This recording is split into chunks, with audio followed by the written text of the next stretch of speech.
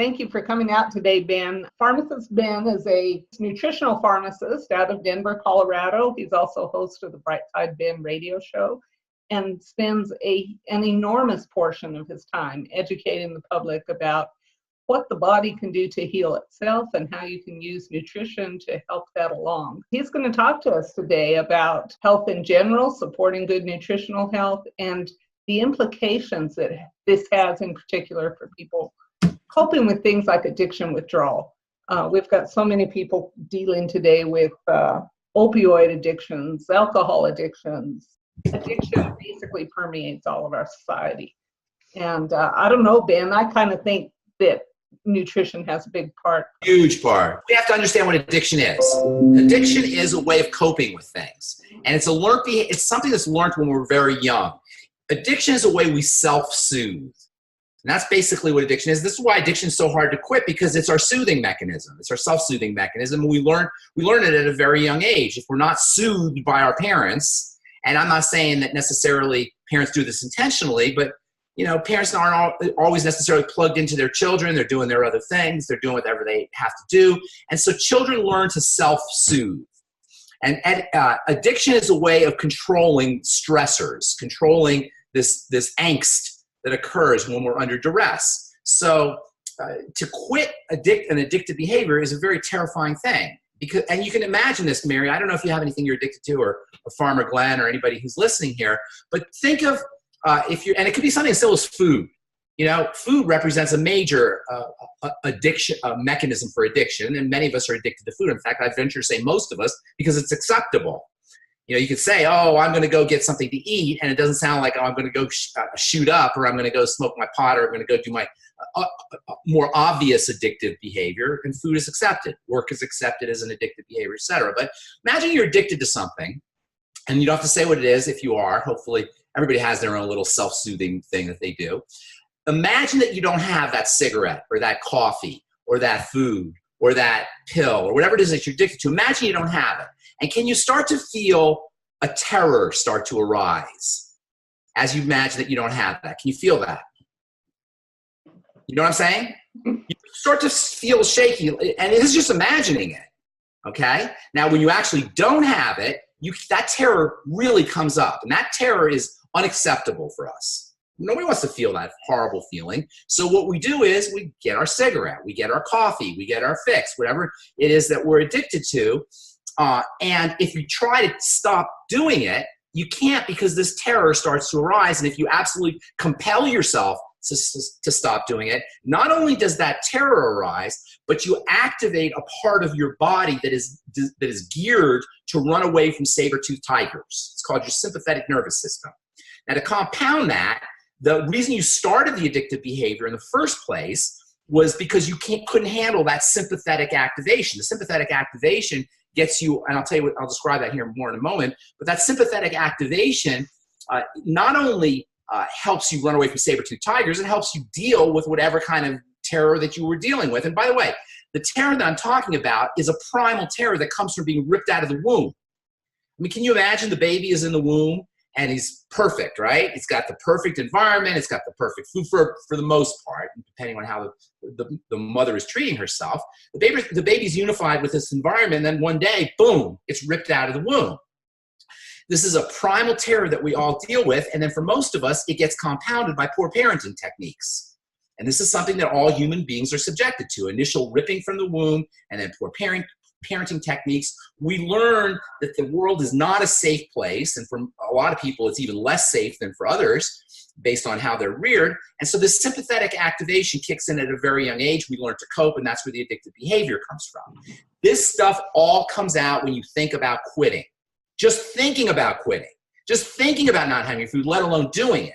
And it is an intolerable situation. So when you talk about getting off of opioids, getting off of what you're addicted to, opioids and other things, what you got to do is you got to understand this distinction between the sympathetic nervous system and the parasympathetic nervous system, because all the things we hate about quitting or about life itself are in the sympathetic realm, and all the things we love are in the parasympathetic realm. So being able to deal with these issues is nothing more than a matter of teaching or activating the body's parasympathetic nervous system. So let's talk about these two elements, first of all. because a lot of folks don't know that there's actually two nervous systems. The nervous system in general is the way the outside world is perceived by the inside world. You know, we live in a world outside of us, and we perceive light, and we perceive sounds, and we perceive touch, and we perceive what we call our senses through the nervous system. You have two nervous systems. You have a voluntary nervous system, and that's the nervous system that moves your arms and, you know, moves your body around. You say, I'm going to move my arm, I'm moving my hand, I'm going to wiggle my toe, whatever. That's the voluntary nervous system. Then you have the automatic nervous system, which scientists call the autonomic nervous system. And that's the nervous system that controls all the automatic behaviors. The stomach, the heart, various parts of the body that you don't control consciously. It's called the autonomic nervous system, which itself is subdivided into two sections. Those two sections are your stress nervous system and your calm nervous system. Your nervous system that controls fear and so-called fight or flight, and your nervous system that controls rest and digest and relaxation. When you're quitting an addictive substance or trying to quit an addictive substance, this, number one, represents a major stressor on the body. Sympathetic nervous system gets activated. And number two, you no longer have the coping mechanism for dealing with whatever primal terror, whatever childhood adverse terrors you're dealing with, and that also activates the sympathetic nervous system. And then to make matters worse, while you were doing your addictive substance, you were down-regulating all of your coping chemistry because you were artificially taking in coping chemicals. So now you have a third reason. You got two reasons why the sympathetic nervous system is activated, and you've got another reason why the parasympathetic nervous system isn't as functional.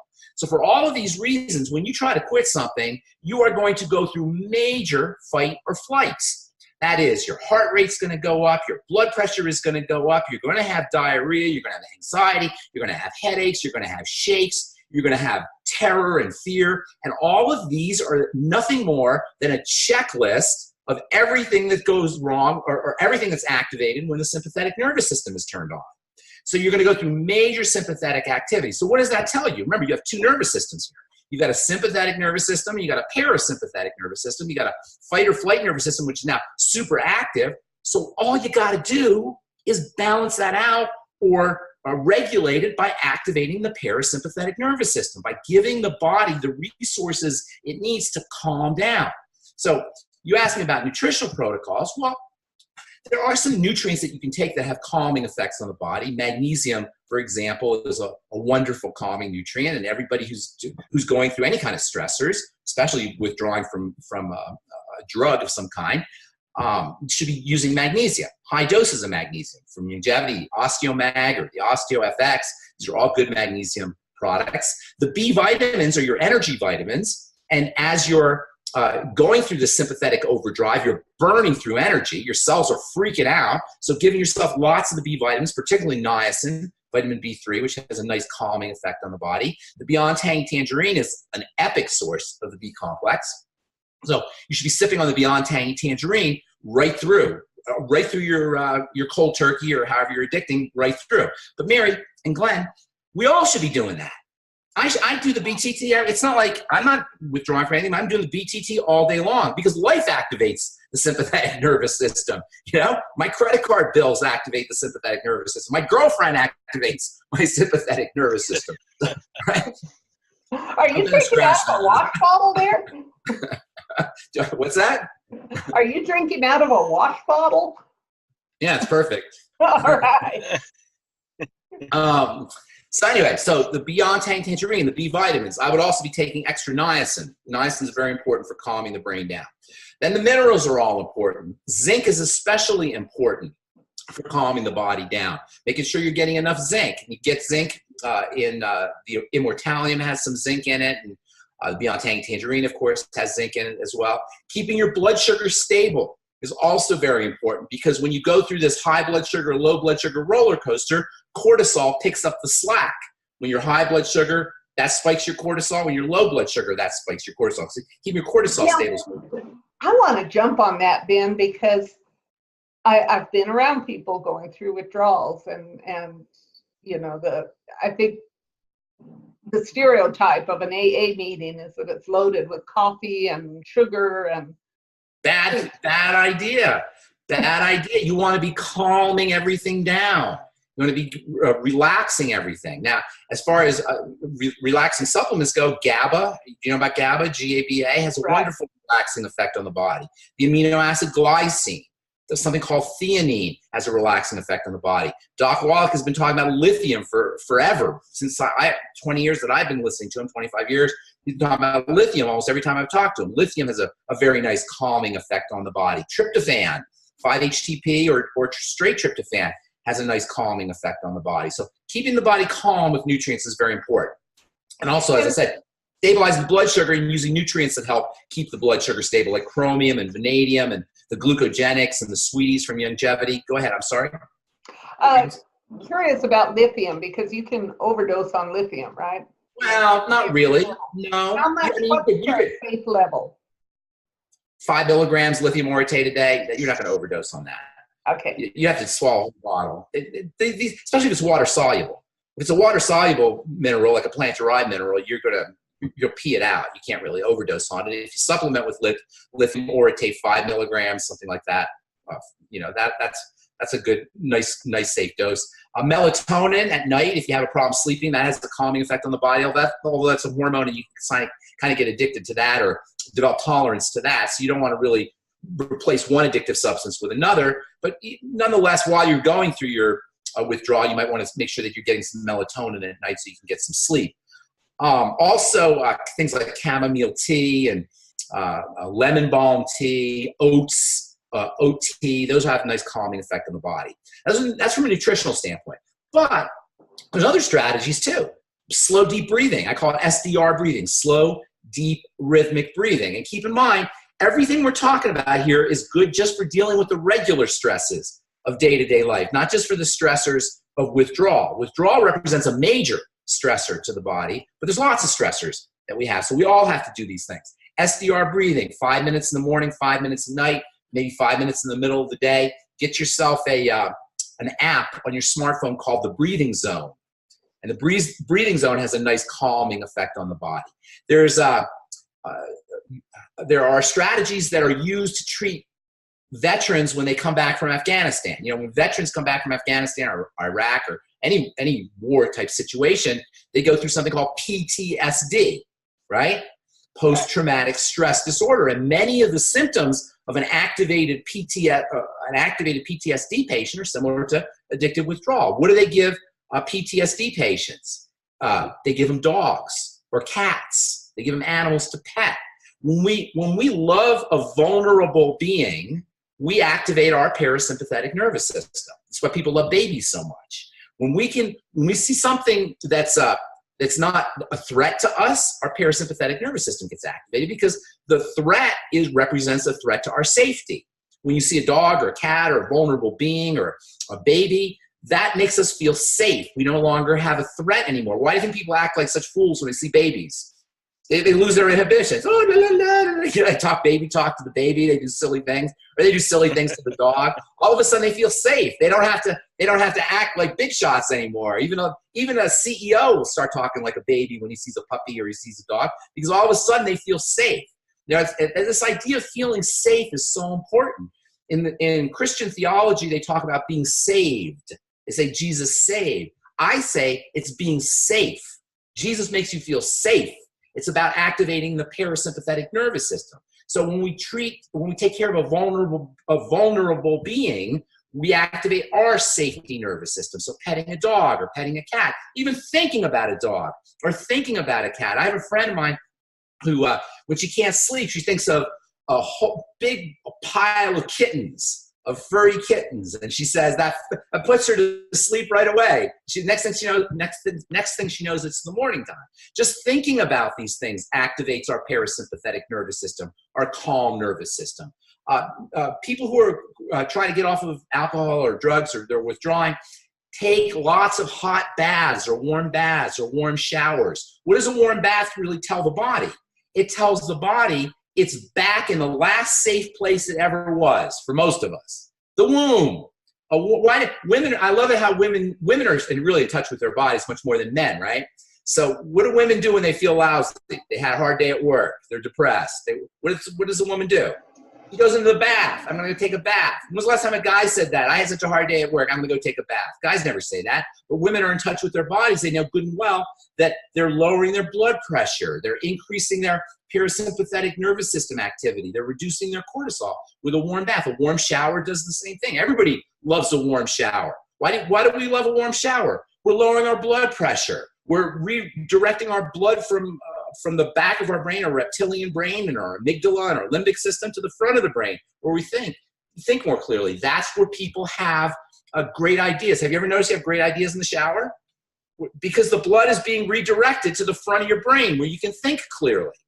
We have an epidemic of infertility in this country. People who are infertile are going to, they go to the doctors and they get hormones. And sometimes they'll have triplets and quadruplets and quintuplets because they've been taking so many hormones because they're trying to get pregnant. Why is it that we have an infertility epidemic? Well, when your sympathetic nervous system is jacked up, your body isn't going to be making a baby, which is why people want to take a warm bath before they try to conceive a baby, or they want to get a massage or have their foot rubbed by their partner. That's what foreplay is. It's a way of activating the parasympathetic nervous system so you can conceive a baby. So if you want to conceive a baby, make sure you buy a hot tub. In fact, everybody should buy a hot tub. We all need a hot tub. That's the best kind of insurance, health insurance there is. National hot tub insurance. Actually, about a week ago, I was watching a documentary. I can't remember the name of it, but they were interviewing people in Japan, and they were showing them. In fact, Sanjeev Gupta was in Japan. They were taking these hot baths, and the man he was interviewing was claiming that the Japanese live longer because they take warm, hot baths. Of course they are. Of course they do. That's not just made up. They're lowering their cortisol. They lower their blood pressure. They improve their digestive function, their thyroid function. They boost their immunity. They reduce their risks of cancer simply by taking warm baths. This is such a beautiful idea because these are all things we love to do. So here's a thought in terms of addiction and recovery. I mean, when you have an addict, the whole family is a train wreck. It's not just the addict. Yes, that's exactly right. Because now you're dealing with everybody. You know, when you love somebody, you want to take care of somebody, you have to want to communicate to them. When they're doing their addictive substance, they're in another world. They're in another frequency. Their body's there, but they're not present. It's the most horrible thing to have to deal with somebody, have a conversation with somebody, have to relate to somebody when you're sober and they're not. It's a terrible thing because you love the person, you want to have a connection with the person, and it appears that the person is there, but their consciousness isn't. It's almost like if you ever dealt with somebody who has dementia. When somebody is in their addictive throes, whether it's opioids or alcohol or pot or heroin or whatever it is, they're there, but they're not there, like an Alzheimer's patient. So I'm thinking about, the practicing alcoholic. They've dragged their family through hell and back, basically. Now they're saying, okay, I'm done drinking. I need the best food. I need warm, hot baths. I need this kind of stuff. How do you gain buy-in from an angry, hurt family? You don't. That's called codependent. That's called codependence. You can't. They're suffering. Somebody who's suffering doesn't care about you. They're just surviving. The ultimate imperative is individual survival. Survival of the family structure, that's secondary. When somebody is going through some kind of addiction, in their mind, their survival is at stake. Their individual existence is at stake. And under conditions like that, they're not going to care about you. They're not going to care about their family, which gets you back to helping them feel safe. This is the ultimate imperative. And this is what we all have to do for each other. Imagine a world where we all were concerned about the other people, not necessarily their real safety, but their perceived safety. And this is a great tool for sales too, and for business as well. If you can make your customer feel safe, they're not going to want to leave you. They're going to want to stay. They're not going to get out of your store. They're not going to want to get out of your business meeting. Wherever you are communicating with somebody else, if you can help them feel safe, they're not going to want to leave. And it's the same thing with the addictive sibling or son or parent. You've got to somehow figure out a way for them to feel safe because they don't feel safe. And that's why they're doing their addictive substance, especially people who really want to quit and can't quit. The reason there's a lot of people who want to quit, but they just can't because they can't handle that terror that comes up when they stop their addictive substance. So it becomes extra important. It's important for everybody, but it becomes extra important if the mother makes the child feel safe, if it's the child they're dealing with, if the husband makes the wife feel safe, or vice versa. Whoever it is that's trying to help the other person get through that addictive substance, you've got to help them feel safe. You've got to provide a safe space for them so they can either express themselves or be themselves, or somehow so they don't feel like they need to have this addictive substance to get by, to survive. Because really, when we're doing an addictive substance, we're doing it to survive. We're doing it to make it. You can't blame somebody for that. In their mind, they may be rich and they may have a great house and they may have great clothes and know all the medical techniques, but in their minds, to them, their survival is at stake. And this opioid, this Vicodin, or this heroin, or this marijuana, or this alcohol, this is the way I'm coping. This is my survival tool. You're gonna tell somebody you can't have that? How's that gonna work? It's not. And that's why addictive therapies don't work, is because they're trying to get rid of the addictive substance without taking care of the fundamental problem.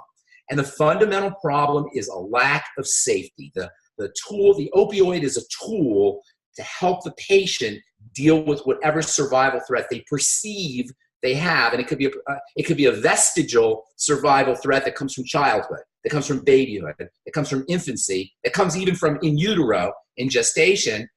And you know what? That describes pretty much all of us. If a human being has not gone through that initial terror, or a human being has somehow dealt with that initial terror in a constructive fashion, that is a rare human being. Because when you come right down to it, while we talk about people who are addicted to opioids, and talk about who are addicted to alcohol, and talk about people who are addicted to illegal substances or prescription substances, most of us, the vast majority of us, have something that we're addicted to, even if it's something as seemingly benign as sugar or food, or McDonald's, or fast food, or comfort food. And unfortunately, because of the way our business world and our economic system is structured, it pays to create substances that people will spend money on to allay that primal terror. And that's what fast food is, and that's what snack food is, and that's what junk food is. These are all things that we're addicted to that, you could be president of the United States and be addicted to cheeseburgers, and you're not considered to be an addict. But these are all things that we're using fundamentally in the same way that an addict is using opiates or heroin or crack or meth. McDonald's is acceptable meth. It's acceptable crack. A Big Mac is acceptable crack. How do you like that for a little rhyme? All right, I've got a question. I want to follow up on this. Yes, Glenn. So if I'm putting all this together, so if I soothe with food, and I catch myself doing it, I'll eat a meal, and then maybe an hour or two later. Yes, exactly. You eat that's exactly classic. Me too. It's classic. Yeah. And notice this, Glenn. The next time you eat a meal, I'm sorry to interrupt, but just let me say this. The next time you eat a meal and you're full, and then an hour later you're in the refrigerator looking for something else, for a second or two, just don't have that something else and allow the terror to come up. It will come up. That terror will come up because you don't need that extra food an hour later. What you're doing is you're trying to combat that terror that will come up. So just for a minute or two, you don't have to feel the terror again. You don't have to feel it again. All you have to do is look at it and see it. And what you'll notice is, this is the most beautiful thing. When you're looking at that terror that comes up, it feels good. There's a real nurturing quality to simply looking and being with the terror. Allow yourself to have the junk food or whatever it is you want after, but just for a second or two or 30 seconds or so, just be with that terror. And you will notice that just acknowledging it, just recognizing it is almost like a baby that's being recognized, and that's exactly what's happening. Because inside all of us, most of us anyway, there is a baby that's not being recognized. A baby that's crying, a baby that's screaming, a baby that wants just some attention, and it didn't get it. And so it went for the junk food, it went for whatever it learned to go for. But just by looking at the terror, you'll start, it almost feels pleasurable. There's a beautiful feeling with that. And just experiment. And I didn't mean to interrupt, but I just wanted to bring that up. Are you smiling because does it sound familiar? Oh, you know that? Oh, you just saved me thousands of dollars of therapy work right there. I think my wife calls me a big baby all the time. He calls you what? But it's true, a big baby, and it's true. I think I'm perhaps being not fully expressing who I could actually be, and yeah, it's troubling, and so then I go for the soothing. We all, Glenn, it's the human. That's a human being. We all do it. I do it. Everybody does it. I'm just pointing it out. I mean, it sounds familiar. You can feel that, right? You can recognize that terror that comes up. We all have that. It's the human predicament. We learn to self-soothe. And God love our parents, and I'm a parent. I didn't know what the hell I was doing. My mom sure didn't know what she was doing. You know, more than likely your mom and your dad didn't know what they were doing. Mary, same thing. You know, we didn't know, they didn't know what they were doing. It's not their fault. There's no book for it. So if you're as a parent out there listening, the greatest gift you can give your child is the gift of safety, the gift of taking care of them when they're terrified, when they're freaked out. Because you know what? Baby looks innocent and sweet, but when it comes out of the womb, that experience is so traumatic, it never gets over it. For most of them, it never gets over for the rest of its life, to the point where people will sleep on the street and they'll take things that make their teeth fall out of their head. I mean, I'm addicted to food just like you are, Glenn. But that's like that's nothing compared to the kind of things that people are addicted to out there, the horrible things that people are addicted to, the kind of drugs that they're addicted to. The lengths we will go to not feel that terror are really endless, bottomless. And so self-destructive in a lot of ways. We'll kill ourselves, absolutely. Millions of people a year kill themselves, but not just to not feel the terror, but because they don't know this mechanism. This mechanism that I just told you about in the last half hour, nobody knows about it.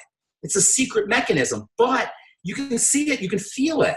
You can feel it come up as you go through your cold turkey, or even if you just pretend that you're going through cold turkey, even if you're just thinking about going for cold turkey, this terror will come up. And that's why addictive therapies very rarely work.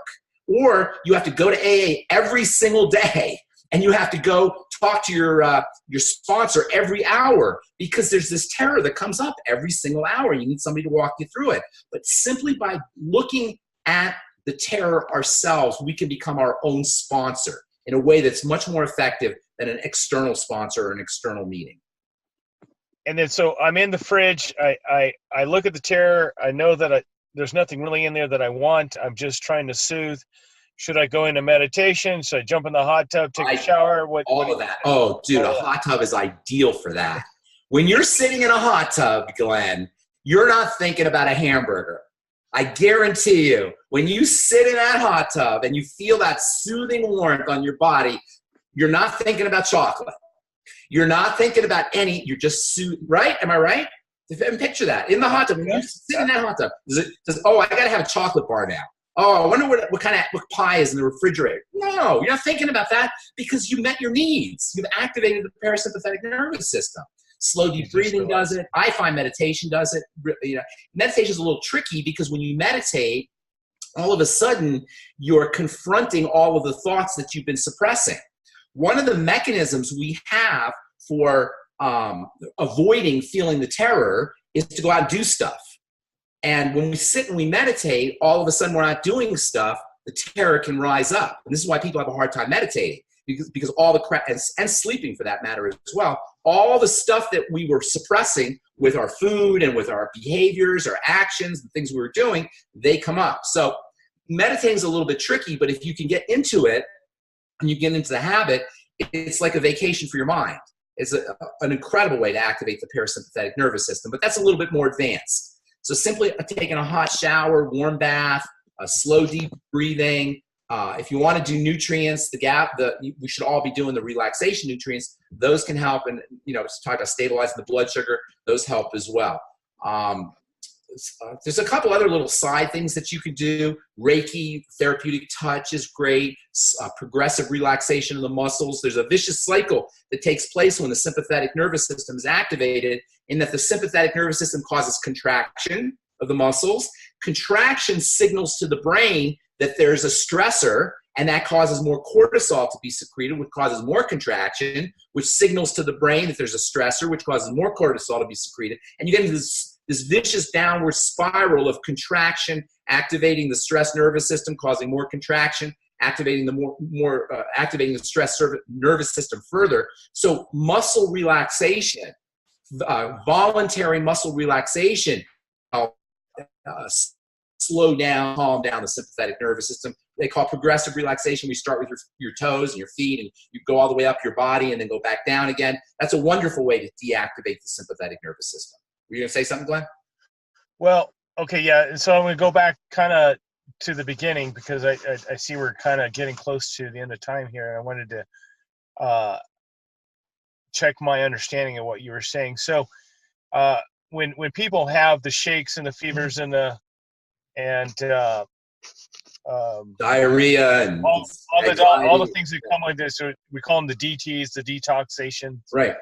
Is what you're saying, if you adopt these parasympathetic strategies along with some nutrition, and that you could probably knock that down, so it's maybe easier to go through? Or absolutely, 100%.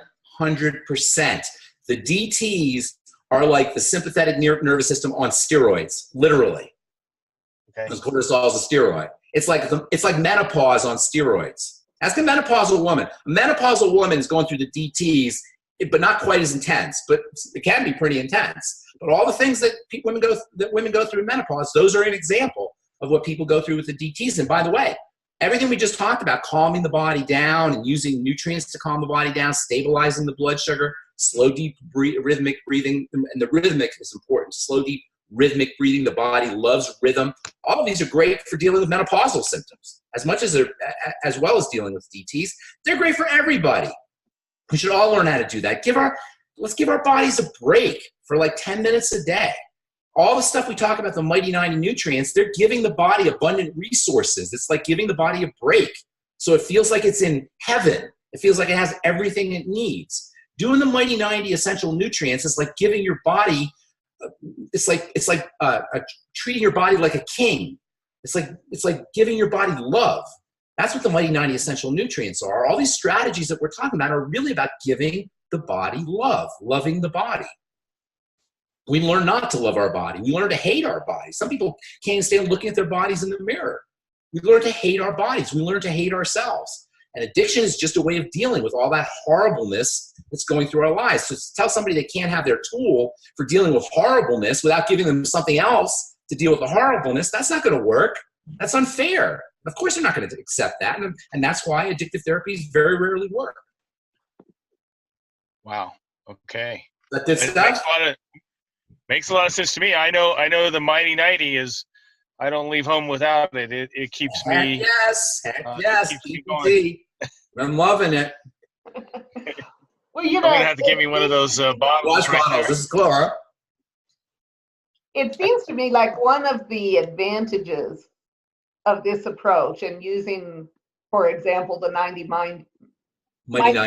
in place of 90 mighty. To break down your vitamin Bs and your vitamin Ds and your vitamin XYZs, is that the addiction is creating a nutritional deficit anyway. You need all kinds of you need all kinds of nutrients in the body just to make the enzymes required to detoxify that.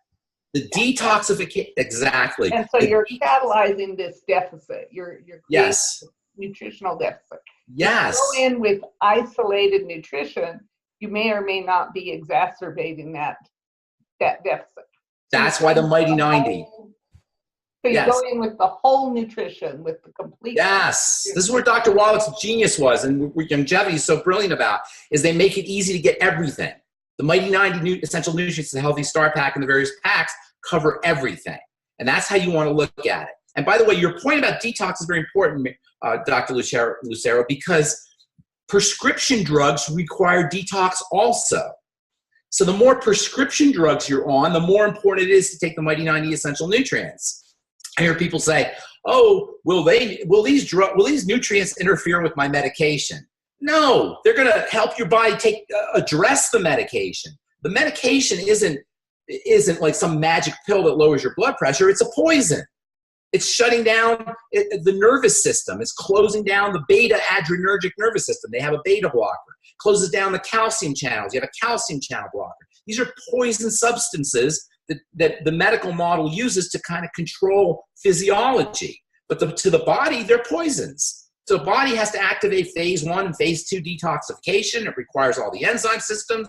It requires all the raw materials. So the more beta blockers you're on, the more you need the Mighty 90 essential nutrients. The more prescription drugs you're taking, the more you need longevity products. The more anything you take artificially that's a poison, the more you need to be taking care of your nutritional needs. Right. And it never ceases to amaze me that as soon as somebody goes into a hospital with a major medical problem, they come back on all these medications. They take people off their nutrients. They want to drop their supplements so that you know exactly what. You know what, Dr. Sarah? I've been doing this for 35 years. You've probably been doing it a long time yourself. And I've been studying the medical model. And it ceases. I'm no longer shocked. I'm no longer surprised. I'm no longer floored by the stupidity of the medical ideas. And I don't want to say it's individuals, because I know a lot of doctors, they're smart people, they're nice people. I don't want to rip on doctors, but the utter stupidity of the things the medical model does to patients is just so beyond belief that in 100 or 200 years from now, when they look back on what doctors used to do, they're gonna think about physicians in the year 2019 like we think of medieval physicians that used to think that disease was caused by little elves that shot arrows at you. You know, we laugh at that because that seems silly. But today we've got, oh, it's genetics. Oh, it's viruses. Oh, it's idiopathic. You know, there's no known cause for that. Oh, you just got the fibromyalgia for no reason. It just happened to happen. You know, the stupidity of these ideas is going to be it's going to be looked at with the same kind of craziness that we look at when we think about medieval doctors. Yeah, I mean, I could get off. We could do a whole nother interview on that one, but crazy, I don't want to run this over time too bad here. Okay. To summarize, you're saying people need to get their 90 essential nutrients. All of it. The Mighty 90 essential nutrients. The parasympathetic, correct. And they need to be kind and loving to the body. Help the body feel safe. And if you're dealing with somebody else who's going through that, help them feel safe. All the techniques that you can do, even if it's something as seemingly weird as taking a warm bath. If I was trying to quit opioids, I'd be staying in the bathtub. I'd be refilling with warm water every hour and just staying in the bathtub. Just relaxing. Do everything you do to relax the muscles, relax the body, lower the blood pressure. Everything you can do to reduce the cortisol. SDR breathing, meditating, baths, muscle relaxation, massages. What if we took all the people who were addicted and for a week we just had them loving their bodies with therapeutic touch and with massage and with warm baths and with steams and all the things we do to indulge our body? What if we did that for the opioid addict who is withdrawing? Wouldn't that make the withdrawing so much easier and so much more pleasurable and easier to tolerate? And of course, using psychological techniques to help them deal with whatever terrors they had, and only God knows the kind of terrors people are dealing with from their childhood, in addition to making sure they've got abundant resources in terms of nutrition, nutritional resources. Right. And I want drinking water to flush out. Drinking water, absolutely. Making sure you're staying hydrated, drinking structured water, vegetable juices. You know, vegetable juices contain not just water, but they contain crystal water, structured water, electrically active water. And especially when you spin it in a vortex in the blender, you activate that structured water. And you throw a little Beyond Tangerine in there, add the electrolytes, spin everything around. That's a powerful way to put in electrical energy into the body. At the end of the day, we eat for electrical energy. We don't eat for protein, fats, and carbs and micronutrients. We eat for the electricity that the carbs contain and the protein contains and the fat contains and the micronutrients help deliver and help channel. So anything you do to support electrical energy into the body with electrolytes and veggies that are spun in a vortex. Yeah, and I like that. I worry sometimes we're so hooked on this bottled, filtered RO water that's got nothing in it but a few plasticizers and that's right. Water. That's right. Making sure you're adding some BTT in there. I like using veggie juices personally. Yeah. Or these infused waters that we're seeing now. Sometimes that infused waters. And that, another good point is, or that you're bringing up is, when you drink the distilled water and the RO water all day, you pee out your B vitamins and your vitamin C and your electrolytes, and you can end up deficient from the urination. So the more water you drink, the more important it is to add some BTT or to do some BTT. Right, right. Or veggies. You forget water is the universal solvent. The universal solvent, exactly. You're solving out your B vitamins and your electrolytes and your vitamin C. Thank you so much for coming out. This was really helpful. It's been a pleasure. We'll see you soon. Okay, bye-bye. Okay, take care.